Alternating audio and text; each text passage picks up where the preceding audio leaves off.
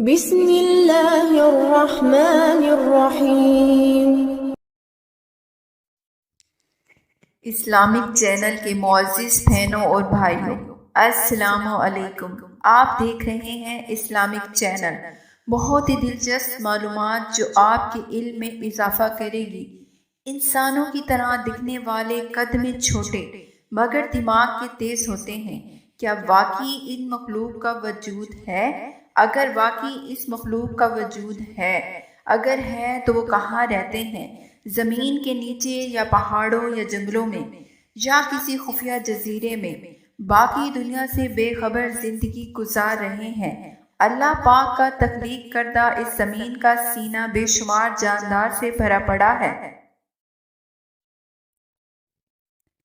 جن میں سے کئی مخلوقات ایسی بھی ہیں جن کے متعلق صرف افسانہ، داستانیں اور لوک کہانیاں ملتی ہیں، لیکن اس کے باوجود آج بے شمار لوگ ان لوگوں کے وجود کی حقیقت کو مانتے ہیں۔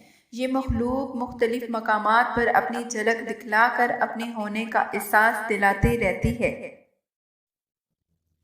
ایسے حیران کن انکشافات جو آج ہم آپ کو بتانے والے ہیں اپنی اس ویڈیو میں، ایسی ہی ایک عجیب مخلوق بونوں کی ہے جو آج تک تاریخ انسانی کا معمہ بنا ہوا ہے۔ بونے دراصل بہت چھوٹے قد کے انسان ہوتے ہیں جسے قدیم زمانے سے بالکل انسان جیسا رہن سہن لباس والا دیکھا جاتا ہے۔ مفسرین کے مطابق بونے چھوٹے ہونے کے ناطے نہایت ہی بدصورت ہوتے ہیں اور یہ زمین کے اندر کسی غار، دریاؤں، نہروں وغیرہ میں اپنی بستیاں بساتے ہیں۔ ان کے معاملات زندگی کا طریقہ انسانوں سے ملتا جلتا ہے۔ اس عجیب مخلوق کا تذکرہ قدیم تہذیبوں اور تاریخی ریکارڈ میں ملتے ہیں۔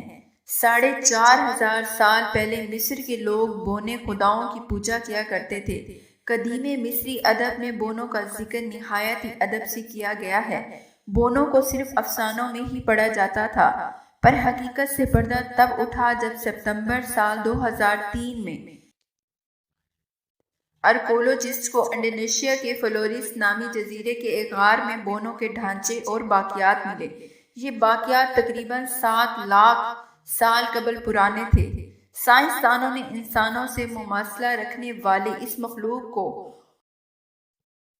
ہوبٹس کا نام دیا۔ اس ثبوتوں سے واضح ہوا کہ بونے صرف قصوں کہانیوں کی باتیں نہیں ہیں، بلکہ اس دنیا میں حقیقت میں موجود تھے۔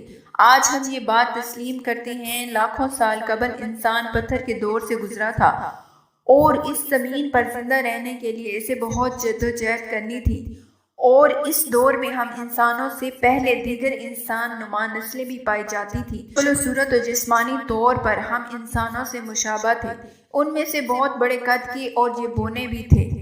ان تمام نسلوں کا وجود آج ہمارے پاس پختہ وجود موجود ہے۔ بونوں کے قصے سب سے پہلے امریکہ سے شروع ہوتے ہیں۔ یہاں کے مقامی باشندے یہ مانتے تھے کہ سب سے پہلے ان کے جنگلات میں چھوٹی چھوٹی مخلوق رہتی ہے جو بالکل انسانوں کی طرح ہے۔ ان کا ماننا تھا کہ یہ بونے انسانوں سے چھپ کے رہتے تھے۔ یہ قصے امریکہ اور یورپ کے لوگوں میں مشہور ہوتے چلے گئے۔ یہ بونے جادو میں ماہر ہوتے تھے۔ یہ بونے پہاڑوں کے اندر چھپ کر رہتے اور لکڑی کے کام میں بھی ماہر تھے۔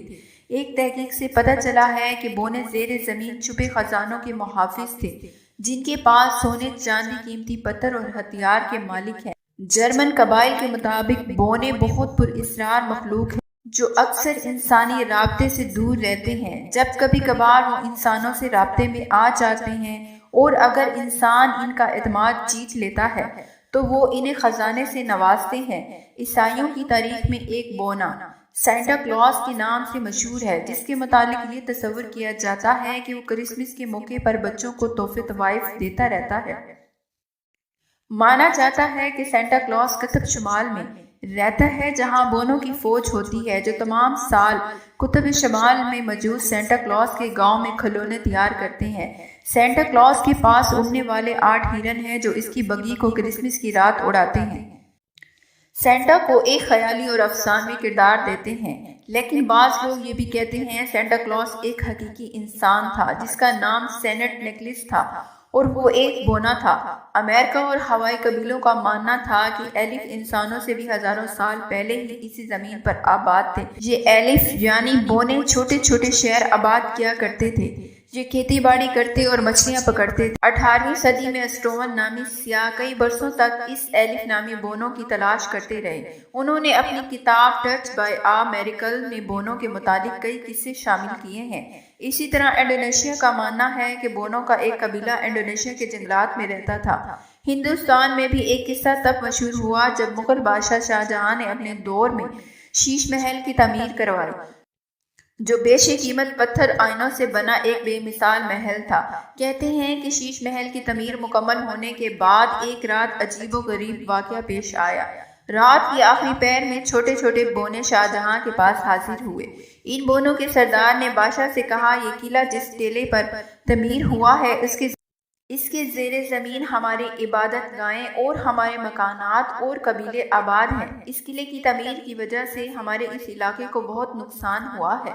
بادشاہ شاہ جہاں یہ سن کر بہت رنجیدہ ہوا اور اس نے ان بونوں سے معافی مانگی، نیز ان کے بدلے ان بونوں کو بہت سارا سونا اور خزانے سے نواز کر رخصت کیا۔